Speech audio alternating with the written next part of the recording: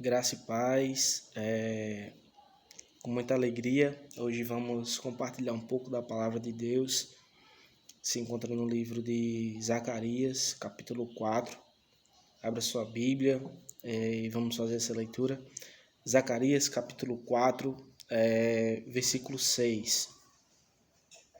Está escrito: Esta é a palavra do Senhor para Zorobabel, não por força nem por violência, mas pelo meu espírito, diz o Senhor dos Exércitos.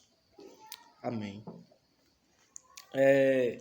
Essa é uma palavra de Deus para Zorobabel, usando o profeta Zacarias, uma palavra de encorajamento, uma palavra de ânimo, uma palavra que dê força, uma palavra que reanime para ele realizar uma grande obra ao qual tinha pela frente.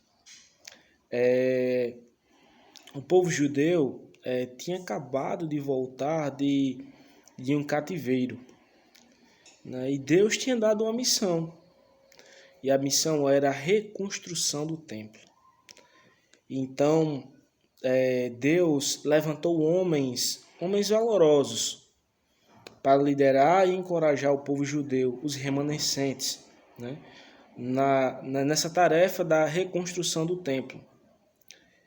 E Zorobabel era um desses homens. Zorobabel era um desses homens ao qual Deus tinha levantado para essa grande obra que era a reconstrução do templo. E juntamente com ele também o sacerdote Josué. E Zorobabel, ele era um descendente legítimo de Davi, a qual Deus tinha feito a promessa de sempre ter alguém da linhagem de Davi liderando o povo. Então Deus levanta Zorobabel, junto com o sacerdote Josué, e também entre outros homens, com essa missão da reconstrução do templo. Esse foi um período que o povo precisava muito desse ânimo e de força da parte de Deus, porque o povo estava muito triste e abatido, pois estava voltando de um cativeiro. O povo não tinha tanto aquele vigor como antes. Embora felizes por estar livre, mas também não com tanta força, né? Então, Deus faz esse chamado a Zorobabel e dá essa palavra de encorajamento e trazendo a ótica de que ele não deveria confiar na sua força, mas que toda a obra ia ser concluída pelo poder de Deus, pela ação poderosa de Deus. O povo precisava ser encorajado, precisava saber que apesar de suas falhas e limitações, Deus não falharia em cumprir o seu propósito. Então, para encorajar e comunicar sua vontade àquele povo, o Senhor levantou 2 profetas, que foi o profeta Ageu e o profeta Zacarias. Durante o ministério profético de Ageu, ele falou muito sobre essa reconstrução do templo. Por isso que nós vemos no livro de Ageu as palavras quando diz assim, que o ouro e a prata pertencem ao Senhor, né? Quando o povo de Israel, ali, o povo judeu, não tinha tanto recurso e tanta condição e força em todos os aspectos, como na construção do primeiro templo. Então, Deus levanta esses profetas com esse propósito de encorajar o povo para que o povo não desanimasse, mas depositasse sua confiança em Deus. E com o profeta Zacarias, embora também ele tenha falado sobre a reconstrução do templo, ele enfatizou de uma forma especial as bênçãos futuras que aguardavam a comunidade após a restauração. Então, assim, dentro desse contexto entre Ageu e Zacarias, o que estava acontecendo era um povo que estava batido, voltando do cativeiro, que precisava cumprir uma missão, que era reconstruir, reerguer o templo, mas é só que olhava e não via como isso fazer. Então, em meio de tudo isso, Deus levanta Zorobabel e o sacerdote Josué e encoraja eles a dizer que não é pela força do povo e nem por violência, mas pelo Espírito, pelo poder de Deus. Que assim seria concluída a construção do templo. A oposição, desânimo e a impossibilidade formavam o pano de fundo da declaração. Essa declaração de não por força nem por violência.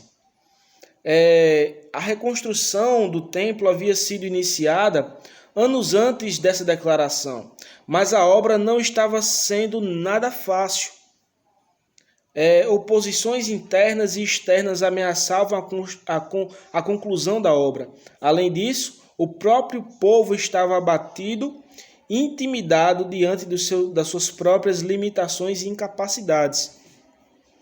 Essa declaração de não por força nem por violência vem porque a obra já tinha se iniciado e o povo não conseguia prosperar nessa obra.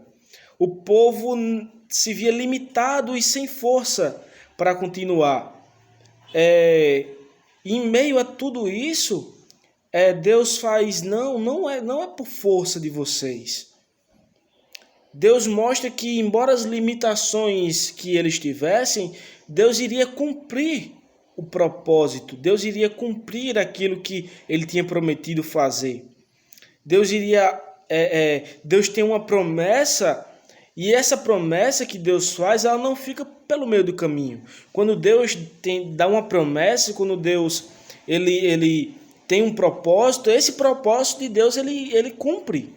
Ele se cumpre porque a conclusão do propósito não depende de quem Deus dá a missão, mas depende do Senhor mesmo que diz que ia realizar.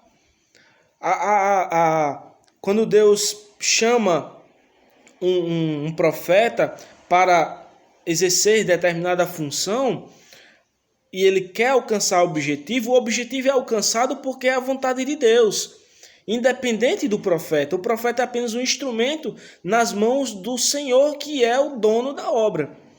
Então, quando o povo começa a obra do templo e Deus, por orientação de Deus, e eles não conseguiam prosperar, Deus mostra e diz assim: as coisas não vão prosperar enquanto vocês quiserem fazer com a força de vocês, enquanto vocês acham que é de vocês que vem de fato a construção. Mas quando entenderem que não é com base na força de vocês, mas com base no poder de Deus, a obra irá ser concluída. Isso significa que a obra do Senhor não é estabelecida e realizada com base nos méritos ou das realizações humanas. Quando nós queremos realizar algo relacionado às coisas do reino de Deus e tendo em nosso coração uma realização pessoal ou uma realização com base naquilo que talvez nós sonhamos para nós mesmos, não entendendo que de fato as coisas pertencem a Deus, tudo tende a dar errado. Mas quando entendemos que tudo o que fizermos na obra de Deus, de fato, seja para a glória de Deus, isso sim irá prosperar. Entendendo que, de fato, a obra é dele e não está baseado em nossos méritos, deméritos ou realizações humanas, mas sim baseado naquilo que Deus chamou para fazer, que Deus nos chamou para fazer, que é cumprir a vontade dele, fazer o propósito dele sobre essa terra. E isso era o contexto a qual o povo estava vivendo. O povo voltando de um cativeiro e iniciando uma obra sem conseguir prosperar, se esforçando para tentar realizar, mas é só que não conseguia avançar. E isso a cada vez mais ia abatendo o povo ficando mais desanimado, ficando mais triste. E então Deus vai lá e fala para Zorobabel: olha, não é por força, não é por violência, mas pelo meu espírito, assim irá acontecer. Então, a partir daí, então a gente começa a entender melhor o que significa não ser por força, não ser por violência, entender o que Zacarias quis dizer, o que Deus quis dizer para Zorobabel usando o profeta Zacarias. Então, quando nós vemos assim, a partir dessa ótica, aí nós podemos até pensar: não, mas o povo deveria confiar. Deus construiu outro templo, então Deus poderia construir um novo templo. Mas é só que a situação ao qual o primeiro templo foi construída foi totalmente diferente. Aqui nessa situação, o reino já estava dividido. O povo já estava dividido. Não era o mesmo Israel a qual no primeiro templo que foi construído por Salomão, onde todo o reino era rico, onde o reino de Israel era um reino próspero, um reino que Davi deixou um legado para Salomão, tendo em vista que isso também foi realização do próprio Deus. Mas é só que entenda, para um povo que viu a construção de um templo, e mesmo que não tivesse visto, mas sabe por descendência, as gerações passam de uma para outra e ensinam o que Deus operou no passado. Então o povo que sabia como Deus atuou, o quanto o reino era próspero, o quanto o reinado de Salomão foi próspero para a construção do templo, e se vê agora em uma situação de escassez, uma situação pós-cativeiro, uma situação numa nação bem menor, e então se imagina como iremos construir isso. Como vamos poder crer de fato nessa ação, de fato que Deus está dizendo que vai fazer? Como vamos conseguir em nosso coração acreditar dessa forma que Deus irá fazer? Então é um desafio de fé, é um desafio acreditar nessa ação poderosa de Deus. É um desafio para nós olhar para as circunstâncias e acreditar que Deus irá operar. Porque quando nós olhamos para uma situação confortável e quando vemos assim, em meio a tantas coisas que estamos talvez numa situação confortável, e olhar assim: não, eu confio em Deus. Quando de fato você não está confiando em Deus, você está confiando em você, porque está dentro do seu controle e você está se sentindo confortável. Então você tenta atribuir a Deus em palavras que está confiando em Deus. Mas confiar em Deus quando tudo está dando errado. Confiar em Deus quando nossos olhos veem tudo errado. Quando nossos olhos não conseguem ver essa ação e assim depositar a confiança em Deus, é um desafio. E é para isso que Deus nos chamou, para em meio a todas as dificuldades da vida, nós possamos depositar a confiança nele. Então foi isso que Deus quis dizer a Zorobabel: vocês estão em uma situação muito difícil, todo o povo está oprimido, vocês estão vindo de um cativeiro, mas é só que a construção do templo não vai ser baseada na força de vocês, mas no meu poder. A obra de Deus, em todos os aspectos em nossa vida, ela sempre será realizada conforme no poder de Deus e não na nossa capacidade humana. Então, o trono em Israel, ele poderia até naquele momento estar vazio, mas o trono no reino dos céus nunca esteve vazio. Então o povo de Deus nunca ficou desamparado. Nós nunca ficamos desamparados. Por mais que estivermos tristes, abatidos, nós nunca estaremos só. Nosso Deus está no controle de todas as coisas, inclusive da nossa vida. Embora nós olharmos em uma situação a qual nós estamos vivendo hoje, que nós vemos cada dia mais as coisas mais difíceis, mas nós devemos olhar não a partir da ótica humana. Nós somos convidados a Deus a olhar a partir da ótica do poder de Deus, a olhar a partir daquilo que Deus é poderoso para fazer. E Ele é poderoso para fazer infinitamente mais do que pedimos ou pensamos, porque Ele é Deus, Ele é Senhor. E assim como o povo judeu naquele momento, voltando de um cativeiro, estava totalmente abatido emocionalmente, em números, e também na questão financeira também, Deus diz assim, não, a reconstrução, o reerguer de Jerusalém e o reerguer do templo não está baseado em vocês, mas está baseado em mim, que tem o poder para fazer. Está baseado em Deus, que tem poder para transformar. Está baseado em Deus, que tem poder para fazer. Então Zorobabel é convidado a encorajar o povo. Vamos depositar a nossa confiança em Deus, porque Deus prometeu reerguer o templo, que seria pelo poder dele, embora nós não sabemos como vai acontecer, mas nós devemos confiar em Deus. E esse é o nosso desafio. Esse é o nosso desafio também para hoje, depositar nossa confiança em Deus. Deus, embora Ele tenha todo esse poder para se realizar, Ele decide nos usar para assim operar no meio dessa calamidade. Ou seja, não está baseado em nossa força, está baseado no poder de Deus atuando em nós. Assim como nós vemos que o Evangelho chegou a nós por meio de 12 homens, por meio dos apóstolos de Cristo, que os 11 apóstolos a qual os que permaneceram, e mais Paulo, juntamente esses homens, os apóstolos do Senhor, eles conseguiram mudar toda uma realidade a qual eles estavam com o poder do Evangelho. Mas é só que de fato não foi eles que mudaram, mas foi Deus.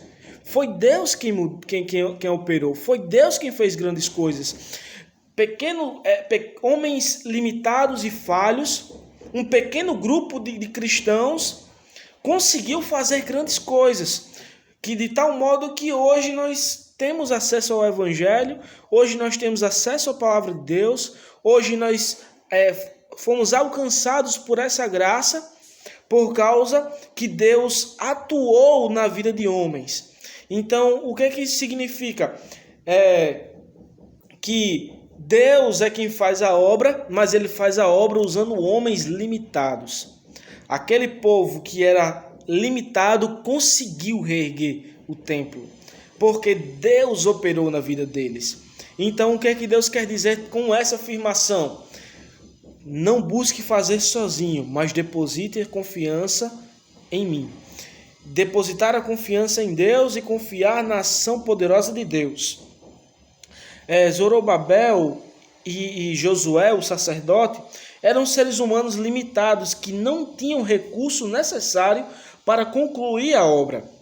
Daí vem o encorajamento do Senhor, que não é por força, mas pelo Espírito. Mesmo eles sendo fracos, mesmo eles sendo limitados, Deus decide usá-los, assim como Deus usa a minha vida e usa a sua vida. Amém?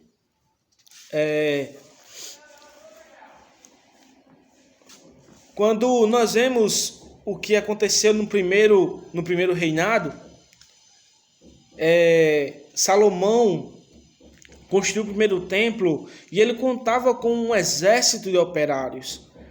Ele contava com uma oferta de mão de obra quase que ilimitada. Isso nós vamos ver em 1 Reis, capítulo 5, que o quanto ele tinha de recurso para poder fazer. E esse é o grande dilema para conosco.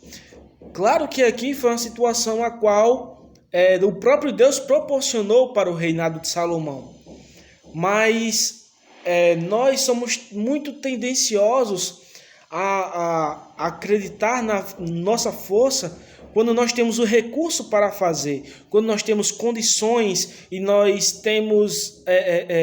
conseguimos, aceitamos uma tarefa, quando nós olhamos para nós e vemos assim, eu tenho condições de fazer aquilo, eu acho que eu consigo fazer aquilo, e a partir daí nós aceitamos a tarefa. Mas é só que já pensou em nós aceitarmos uma tarefa sabendo que nós, humanamente falando, não vamos conseguir realizar, mas aceitar uma tarefa tão somente acreditando no poder de Deus que pode atuar em nossa vida? E esse é um desafio para nós, e é para isso que Deus nos chamou. Você que às vezes tem medo de se dedicar ao ministério, você que às vezes tem medo de buscar, de dizer, pastor, eis-me aqui para ajudar no Senhor em determinada função na igreja, eis-me aqui para ajudar seja lá em que for no ministério. E mesmo sem saber se vai ter capacidade ou não de realizar, é um desafio. Mas é só que esse é o grande dilema, que não é você que vai realizar de fato, não é com base na sua força, mas é só que é Deus. É em Deus que nós devemos confiar. Se Ele deu a promessa, se Ele colocou em nosso coração, então é com base na promessa de Deus que nós devemos encarar. É com base na promessa de Deus que nós devemos ir. Então foi para isso que Deus nos chamou. Para que, em meio a toda uma escassez a qual estamos vivendo, olharmos para um lado, olharmos para o outro e não sabemos o que fazer. E quando olhamos para nós não vemos força para continuar.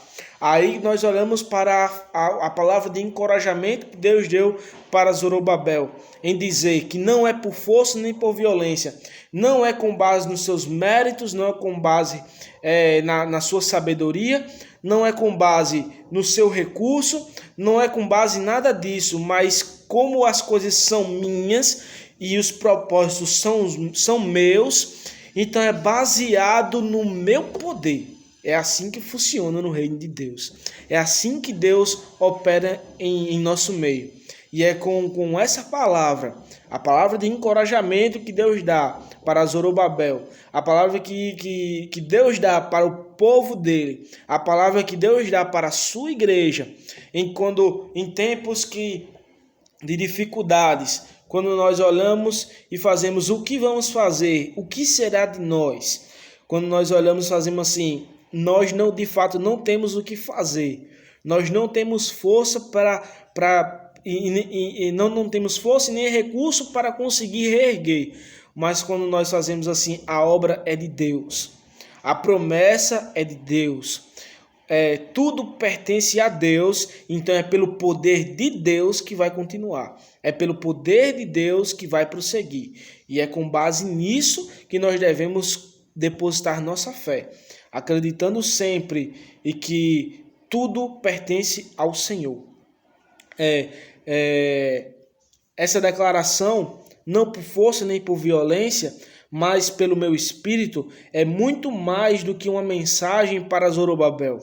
Ela serve como encorajamento a todos que estão engajados na obra de Deus, bem como um aviso que todos que pensam que há mérito humano no que será realizado na obra do Senhor. Então, tudo o que nós fazemos na obra do Senhor provém dele. Tudo o que fazemos provém de Deus. Tudo o que fazemos quando você se dedica a alguma coisa é porque é o Espírito de Deus operando em você. Quando você evangeliza e pessoas se convertem, é Deus operando em você. De tal modo que não há mérito humano, mas somente do Senhor. Somente quando vivemos pelo Espírito e somos guiados por Ele, é que podemos experimentar o verdadeiro sucesso espiritual. O Espírito do Senhor é a fonte de toda boa virtude que possamos demonstrar. O seu poder é a força e o vigor para toda boa obra que possamos realizar. O Espírito Santo é toda a virtude, todo bom dom, todo dom e boa dádiva vem do alto, vem do Senhor. Então, quando você tem um dom, você tem uma facilidade de pregar, você tem uma facilidade para anunciar o evangelho, você tem um dom para realizar, enfim, toda boa dádiva vem de Deus, vem do Senhor, é o Senhor em nossa vida, de tal modo que a obra depende totalmente do Senhor e jamais devemos cair no erro de pensar que a obra do Senhor depende da força do nosso braço ou do arranjo da nossa sabedoria. Também jamais devemos tentar fazer alianças estranhas na tentativa de produzir algo bom diante de Deus. Algumas pessoas importam recursos do mundo como se a obra do Senhor dependesse disso. A obra do Senhor também não depende da nossa sabedoria ou de estratégias humanas que possam trazer aparentemente algum até inchaço na igreja. Mas é só que a obra de Deus ela depende unicamente dele. Não adianta tentar fazer algumas mudanças ou tentar inovar a igreja, mas a igreja e toda a obra de Deus e tudo aquilo que pertence a Deus, que está ligado a Deus e a sua palavra, não adianta tentar trazer algo do mundo para tentar modificar ou inovar, porque a igreja nunca vai precisar ser inovada. A igreja ela pode ser até renovada pelo poder do Espírito Santo, mas é só que os pilares que nós devemos usar para essa inovação somente deve vir da palavra de Deus, porque é por meio da palavra que de fato somos transformados, e é por meio da palavra de Deus que ele atua no meio da sua igreja. Então, assim, depositando a confiança no Senhor, acreditando no seu poder, e assim nós passamos a ver o quanto a ação soberana de Deus pode acontecer em nosso meio, quando a nossa fé é depositada nele, e longe de qualquer mérito humano. E assim foi como aconteceu com esse povo. Povo voltando de cativeiro, sem condição, e além de tudo, sem condições financeiras, e além de tudo, emocionais, enfim. Não tinha como por eles conseguir, não tinha mão de obra para conseguir reerguer o templo. Mas pelo poder de Deus, sim, foi realizado. Não por força, nem por violência, muito menos por mérito, mas pelo poder do Espírito Santo atuando no meio de seu povo. E foi assim que foi reerguido o templo do Senhor, que foi reerguido no meio desse período em que Deus levantou 2 profetas, 2 homens, para estar encorajando o povo. E Deus levantou Zorobabel e o sacerdote Josué para estar conduzindo o povo nessa ação poderosa de Deus para reerguer o seu templo. Então, que essa declaração seja o nosso encorajamento, nossa real esperança de que Deus está no controle de tudo, que Deus não perdeu o controle de nada e que Deus está abençoando o seu povo e que Deus está cumprindo ainda suas promessas. Que Deus possa estar abençoando a sua vida, a sua casa e a sua família. E eu quero convidar você a curvar sua cabeça e estarmos orando, apresentando a nossa vida diante do Senhor. Pai amado, Senhor, nós te agradecemos, Deus, por essa oportunidade de estarmos aprendendo da tua palavra e que possamos, Senhor, depositar a nossa confiança no Senhor, acreditando que o Senhor é poderoso para estar atuando em nosso meio. Quando nós não temos mais força e não conseguimos prosseguir e olhamos para a nossa circunstância e não vemos como avançar, mas o Senhor tem todo o poder para nos conduzir, O Senhor, como o bom pastor que é, pode conduzir todas as ovelhas que estão dispersas. Assim, Pai, que nós possamos confiar em Ti, que o Senhor nos fortaleça, nos encoraje e que todos os dias em nosso coração possamos ouvir esse brado que diz que não é por força, não é por violência, que não é pelos nossos méritos e não é com base na nossa inteligência, mas com base no poder do Senhor, e que possamos confiar em Ti, depositando somente a nossa confiança em Ti. Em nome de Jesus, nos abençoa. Amém. Amém. Deus abençoe e graça e paz.